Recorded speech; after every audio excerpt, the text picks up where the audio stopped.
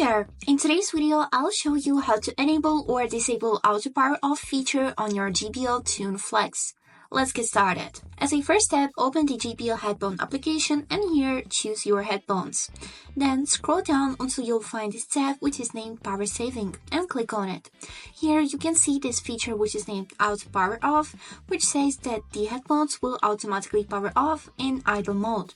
If we will enable this function, here you can choose the time after which your headphones will be disabled. So you can choose from 30 minutes up to 2 hours, that's only on you. But the less the time is, then more power you will be able to save. So I will leave it on 30 minutes.